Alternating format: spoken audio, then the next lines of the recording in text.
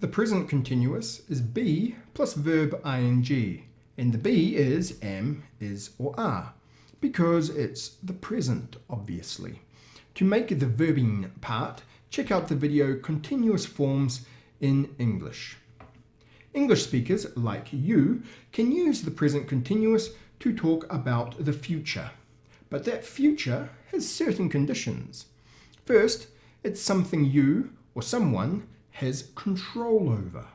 It's not a natural phenomenon. He's travelling to Egypt next month is an arrangement because he probably bought a ticket.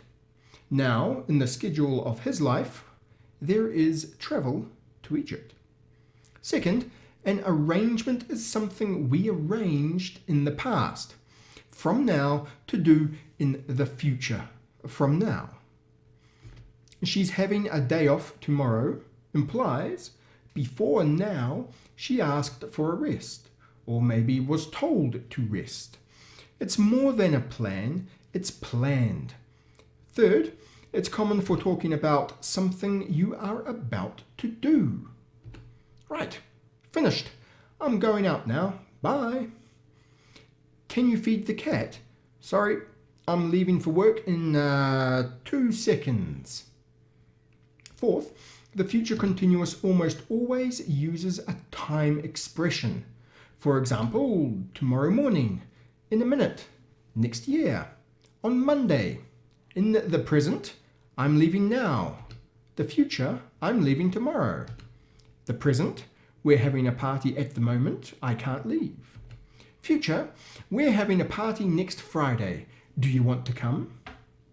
When you're learning English, it's not easy to use the present continuous for the future when you're speaking in the real world speed. You'll probably just be going to, which is okay. In your listening, keep an ear out for the future phrase present continuous though. Hey everybody, thanks for watching. If you liked it, don't forget to press like. If you have something to say, don't forget to comment. And if you want to see more, don't forget to subscribe. Also, if you want to actually learn something from this video, you can enroll in the Matusi Tut Elementary English Grammar and practice with lots and lots of activities. Okay, bye.